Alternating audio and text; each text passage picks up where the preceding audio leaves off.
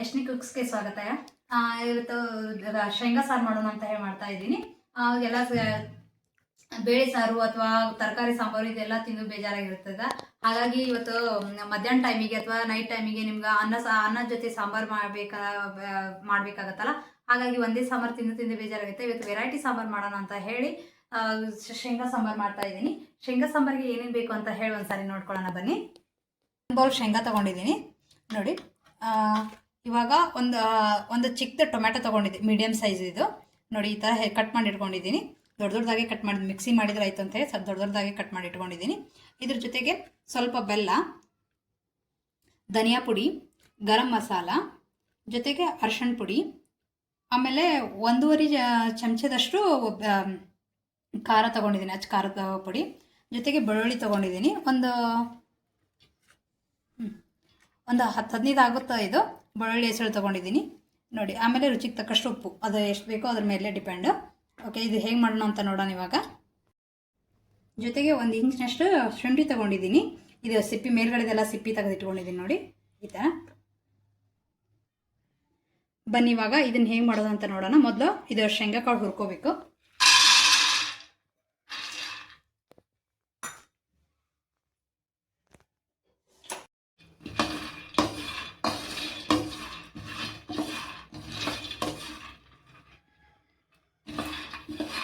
ನೋಡಿ ಈ ಥರ ಹುರಿಯೋಕೆ ಸ್ವಲ್ಪ ಜಾಸ್ತಿನೇ ಹಾಕ್ಕೊಡ್ರಿ, ಯಾಕಂದರೆ ಅದು ಹುರಿದು ತೆಗೆದಷ್ಟರಲ್ಲಿ ಅಲ್ಲಿ ಖಾಲಿನ ಆಗಿಬಿಟ್ಟಿರ್ತೈತಿ. ಯಾಕಂದ್ರೆ ಮಿಡ್ಲೆಲ್ಲ ತೊಗೊಂಡು ತಿನ್ನೋದ್ರೆ ಖಾಲಿನ ಆಗುತ್ತೆ. ಹಾಗಾಗಿ ಸ್ವಲ್ಪ ಜಾಸ್ತಿನೇ ಹಾಕ್ಕೊಂಡು ಹುರ್ಕೊಂಬಿಡಿ, ಇಲ್ಲ ಅಂದ್ರೆ ಸಾಂಬಾರೇ ಆಗಂಗಿಲ್ಲ. ನಿಮ್ಮ ಮನೇನೂ ಹೀಗೆ ಇದ್ದರೆ ಕಮೆಂಟ್ ಮಾಡಿ. ನೋಡಿ ಈ ಥರ ಕಲರ್ ಚೇಂಜ್ ಆಗೋದು ನೋಡಿ, ಕೆಂಪು ಕಲರ್ ಚೇಂಜ್ ಆಗ್ತಾ ಇದೆ, ಕಪ್ಪು ಕಾಣಿಸ್ತಾ ಇದೆ ನೋಡಿ. ಈ ಥರ ಕಲರ್ ಚೇಂಜ್ ಆಗೋಲ್ಲಿ ತನಕ ಹುರ್ಕೋಬೇಕು ನೀವು.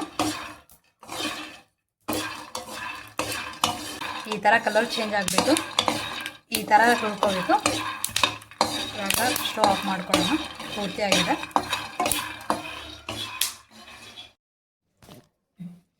ಸ್ವಲ್ಪ ಆರಕ್ಕೆ ಬಿಟ್ಟು ಇವಾಗ ಆರಿದಲ್ಲ, ನಾನು ಒಂದು 5 ನಿಮಿಷ ಬಿಟ್ಟಿದ್ದೆ ಆರಲಿಕ್ಕೆ. ಇದು ಆರು ತಣ್ಣಗಾದ್ಮೇಲೆ ಈ ಥರ ಸಿಪ್ಪಿ ತೊಗೊತೀನಿ.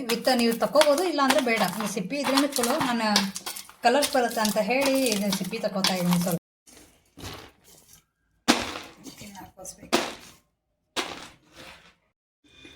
ನೋಡಿ. ಇವಾಗ ಇದನ್ನ ರುಬ್ಕೊಳ್ಳೋಣ.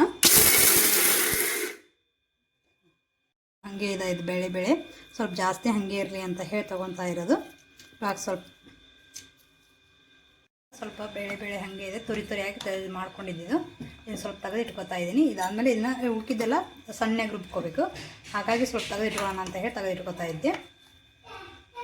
ಇವಾಗ ಇದು ಟೊಮ್ಯಾಟೊ ತೊಗೊಂಡಿದ್ನಲ್ಲ, ಈ ಟೊಮ್ಯಾಟೊ ರುಬ್ಕೊಳ್ಳೋಣ ಅಂತ ಹೇಳಿ ಟೊಮ್ಯಾಟೊ ಹಾಕೋತಾ ಇದ್ದೀನಿ. ಇದನ್ನ ಸಣ್ಣಗೆ ರುಬ್ಕೊಂಡು ಸ್ವಲ್ಪ ನೀರು ಹಾಕ್ಕೊಂಡು ರುಬ್ಕೋಬೇಕು. ಎಷ್ಟು ನುಣ್ಣಗೆ ರುಬ್ಕೊಂಡಿದ್ದೀನಿ, ಈ ಥರ ನುಣ್ಣಗೆ ರುಬ್ಕೊಂಡು ಹಾಕೋಬೇಕು. ಇದೆಲ್ಲ ಸ್ವಲ್ಪ ಜಾಸ್ತಿ ಸಣ್ಣಗೆ ಜಜ್ಕೋಬೇಕು.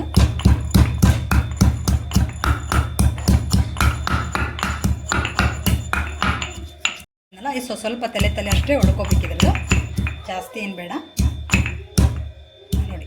ಈ ಥರ ಬನ್ನಿ, ಬಾಂಡಿ ತೊಗೊಂಡಿದ್ದೀವಲ್ಲ, ಇದಕ್ಕೊಂದು 2ರಿಂದ 3 ಸ್ಪೂನ್ ಅಥವಾ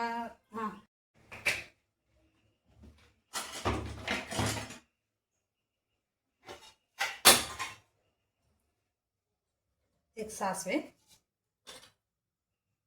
ಅರ್ಧ ಚಮಚದಷ್ಟು ಜೀರಿಗೆ,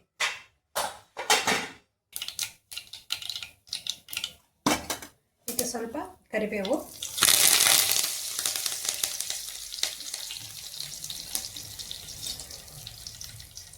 ಇದು ಖಾರ ಇದೆ ಅಲ್ಲ, ಈ ಎಣ್ಣೆ ಒಳಗೇ ಖಾರ ಹಾಕೋಬೇಕಿದು, ಅಂದ್ರೆ ಕೆಂಪಿಗೆ ಬರುತ್ತೆ. ಆಮೇಲೆ ಅರಿಶಿನ, ನಾವು ಮಸಾಲೆ ಎಲ್ಲ ಆಗಲೇ ತೆಗೆದಿಟ್ಟಿದ್ನಲ್ಲ ಅದಿಷ್ಟು ಮಸಾಲೆ ಹಾಕ್ತಾ ಇದ್ದೀನಿ.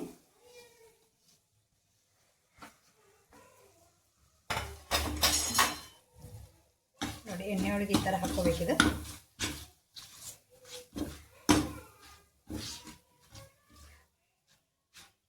ಇದು ಅಜ್ಜಿ ಕಾಲದಲ್ಲಿ ಜಾಸ್ತಿ ಇದನ್ನೇ, ಯಾಕಂದರೆ ಎಲ್ಲ ಬೇಳೆ ಸಾರು ಅದು ಮಾಡಿ ಅವ್ರಿಗೆ ಇದಾಗಿರುತ್ತೆ ಅಲ್ಲ. ಆಮೇಲೆ ಆವಾಗ ಎಲ್ಲ ಬೇಳೆ ಜಲ್ದಿ ಕುದೀತಿರ್ಲಿಲ್ಲಲ್ಲ, ಕುಕ್ಕರ್ ಅದು ಇರಲಿಲ್ಲ, ಹಾಗಾಗಿ ಜಲ್ದಿ ಕುದೀತಿರ್ಲಿಲ್ಲಲ್ಲ.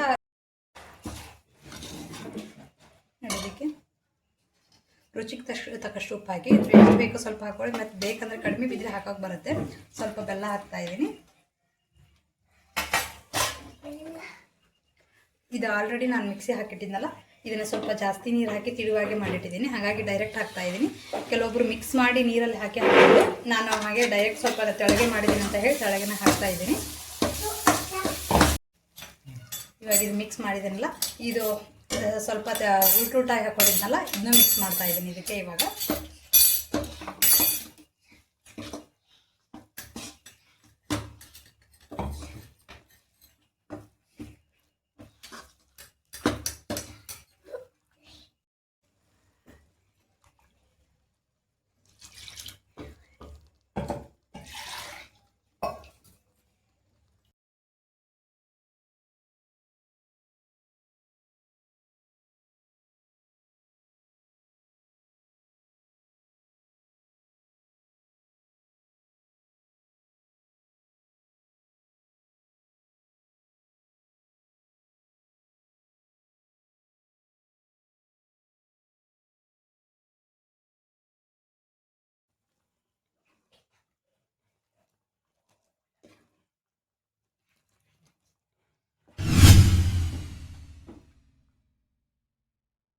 ready to serve.